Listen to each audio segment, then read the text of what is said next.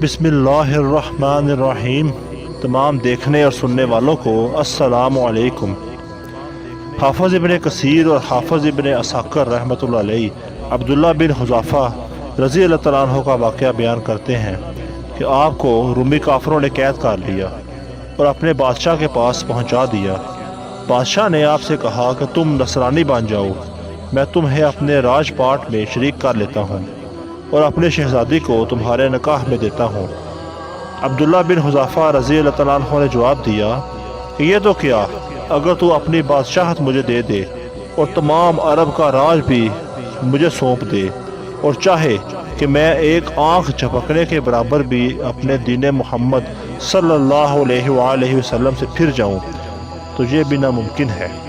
बादशाह ने कहा, फिर तुझे कत्ल कर दूँगा। हज़रत अब्दुल्ला बिन हुज़ाफ़ा रज़ी अल्लाह तआला अन्हु ने जवाब दिया कि हाँ, ये तुझे इख्तियार है। चुनांचा उसी वक़्त बादशाह ने हुक्म दिया, इन्हें सलीब पर चढ़ा दो।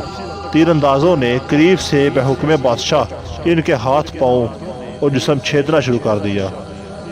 बार बार कहा जाता कि अब भी नसरानियत कबूल कर लो और आप पूरे सब्र व इस्तक़लाल के से फरमाते, हरगिज़ नहीं। आखिर बादशाह ने हुक्म दिया कि इसे सूली से उतार लो और पित्तर की बनी हुई देग खूब तपा कर आग बना कर लाओ।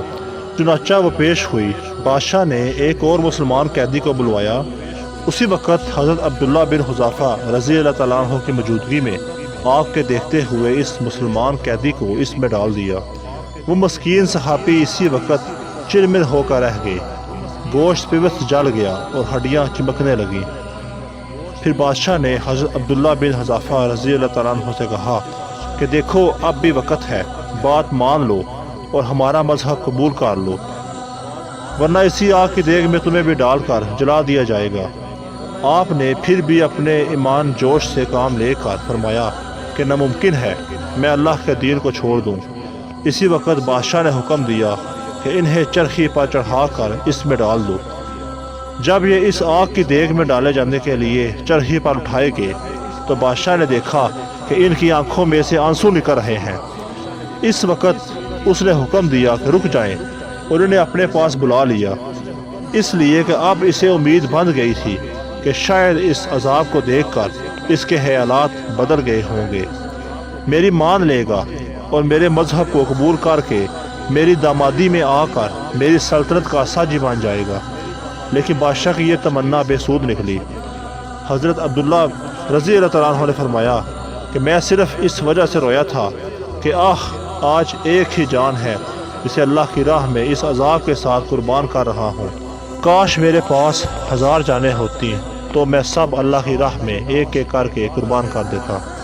बाज़ रवायात में है कि आपको कैद खाना में रखा और खाना पीना बंद कर दिया। कई दिन के बाद शराब और खंजीर का गोश्त भेजा, लेकिन आपने इस भूख पर भी इसकी तरफ तवज्जो ना फरमाई।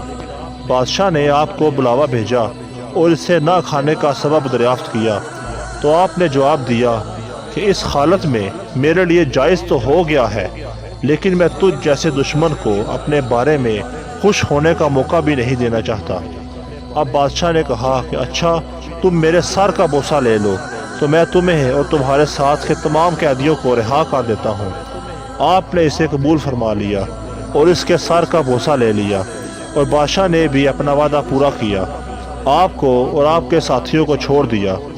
जब अब्दुल्ला बिन हुज़ाफ़ा रज़ी अल्लाह तआला अन्हु यहाँ से आज़ाद होकर हज़रत उमर फ़ारूक रज़ी अल्लाह तआला अन्हु के पास पहुँचे तो आपने बड़े अदब के साथ मिंबर रसूल सल्लल्लाहु अलैहि वसल्लम पर बिठाया और फरमाया कि अब्दुल्ला, अपना वाक़या हमको सुनाओ। चनाचा जब आपने शुरू किया तो खलीफातुल मुस्लिमीन की आंखों से आंसू बहने लगे। तो आपने फरमाया कि हर मुसलमान पर हक़ है कि अब्दुल्ला बिन हुज़ैफ़ा रज़ी अल्लाह तआला अन्हु की निशानी चूमे और मैं इब्तिदा करता हूँ। ये फरमा कर पहले आपने इनके सर का बोसा लिया और फिर तमाम मुसलमानों ने। सुभान अल्लाह।